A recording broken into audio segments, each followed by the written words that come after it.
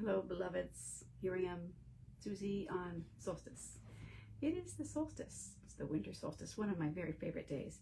I was thinking, today being a praying on the sevens kind of day, that I would,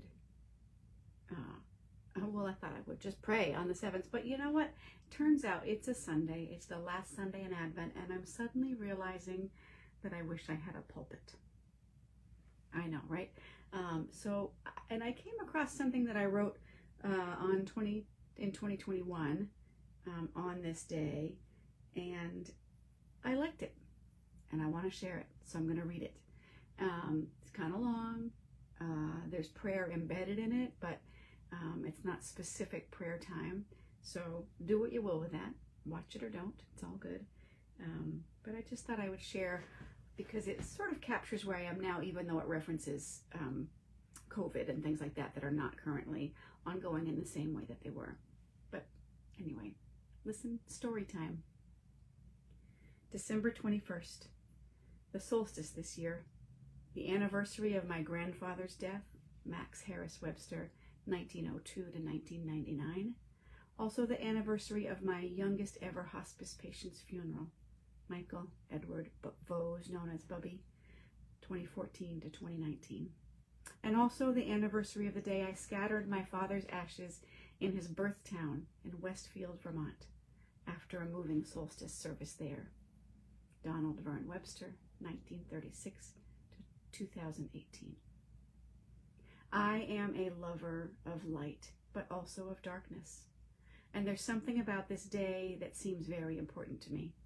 Jeff Fellinger, who was one of the dynamic trio who first involved me in the beautiful ecumenical solstice services up in Westfield at the church, reached out last night and asked if I might reflect a bit on solstice and share my thoughts. So here goes. On the longest night of the year, the winter solstice, it has become something of a tradition for me to try to capture the first light. I happened to be up and looking this morning, and there it was. Not even a little bit spectacular on this overcast morning, but beggars can't be choosers. And of course, one of the great powers of even the dimmest lights is that it cuts through the darkness. The reverse isn't true, oddly enough. Think back to when you were a wee thing, perhaps a little bit afraid of the dark. For me, the scariest dark I knew was that seemingly endless,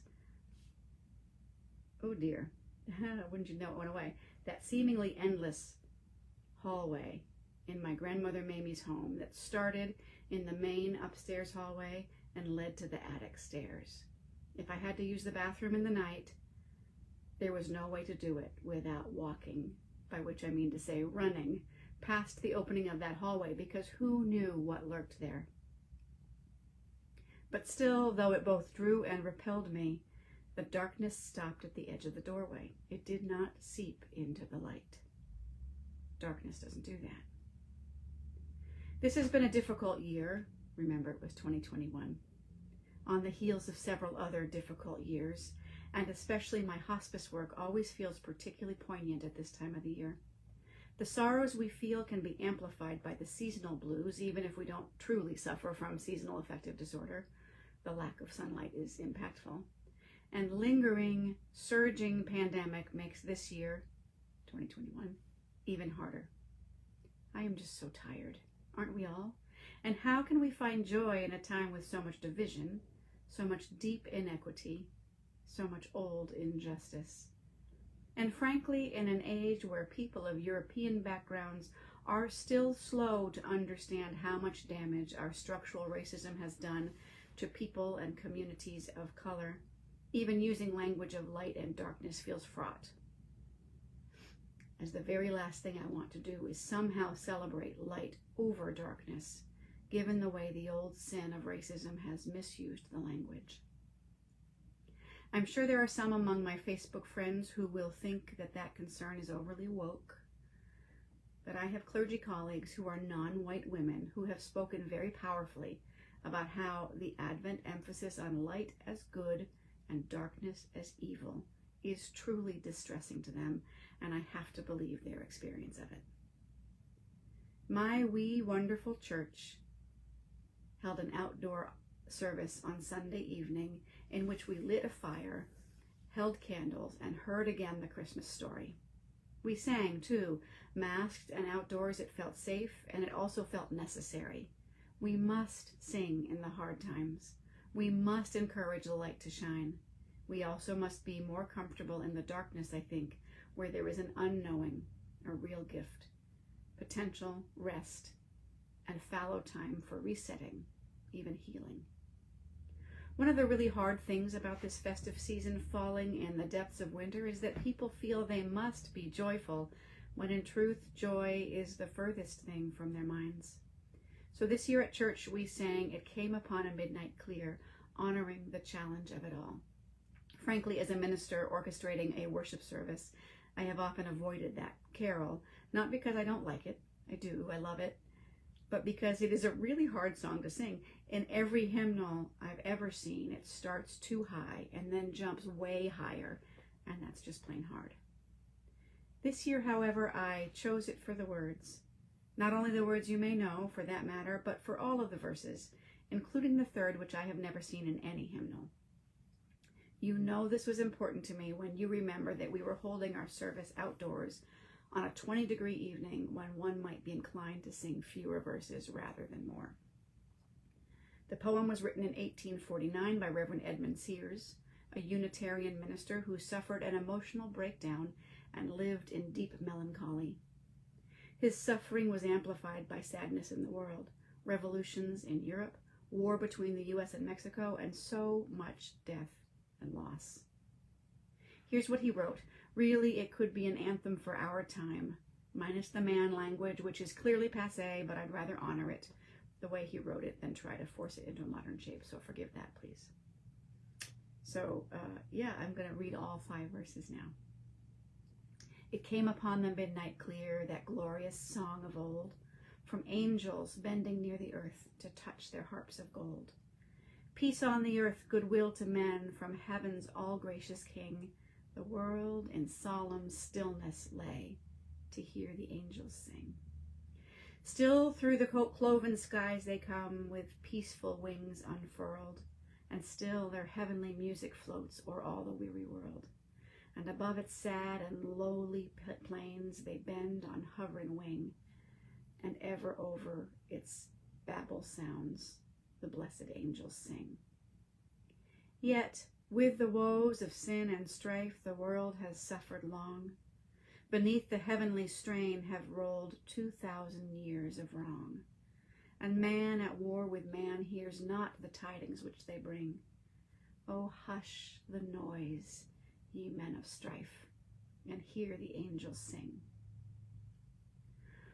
O ye beneath life's crushing load, whose form is bending low, who toil along the climbing way with painful steps and slow, look now, for glad and golden hours come swiftly on the wing. O rest beside the weary road, and hear the angels sing. For lo, last verse, for lo, the days are hastening on by prophets seen of old, when with the ever-circling years shall come the time foretold, when peace shall over all the earth its ancient splendors fling, and the whole world give back the song which now the angels sing. And so that year, going back to 2021, we sang it. We sang it with hope and with a poignant awareness that it is aspirational. It is not yet true, unfortunately. And today, tonight, on this evening of Solstice, I will sing it again, at least in my heart, where I can pitch songs at the right level for an alto. Thank you very much. I will walk the labyrinth at my church. I wonder if they're doing that this year. I will wander from my home down into neighboring Swedeville, where my neighbors will have lanterns lining their streets as they acknowledge the beauty of both the darkness and the light, a tradition they started in 2020 when pandemic isolation had become just too much to bear. We need darkness, we need light, but most of all, we need each other. This reflection has become long and rambly. I'm not even sure where I'm going with all of this, other than to acknowledge that things are hard and that there is beauty. But no, this is not an easy reflection because it's not an easy time. Somehow, even just acknowledging that seems healing to me. I don't really know how to end this, actually. There's no easy, may it be so, amen, that pops to mind. And so I think I'll close with a song whose quiet beat is accompanying my morning for no apparent reason. Dad would approve. He was very pro Emmylou in all things. So it's an Emmylou Harris song. Give it a listen, perhaps, if you want to. But it's the chorus that sticks with me, so I will just sing that. I see the light. I see the light at the end of the tunnel. I see the light, and it's burning bright. I see the light.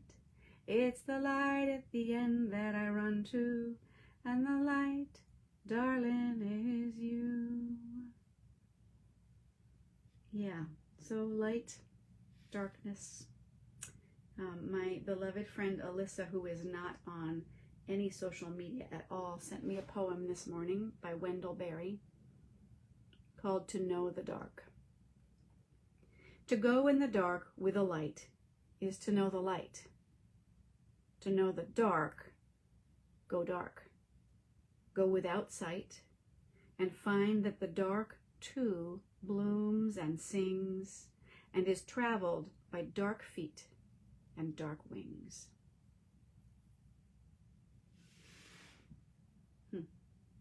So on this longest night, darkest day, I don't know how we talk about that, thinking about the beauty that there is in the light, about the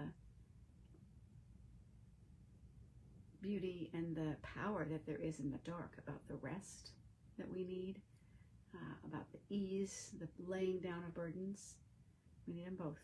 So in terms of prayer, maybe I've just prayed it.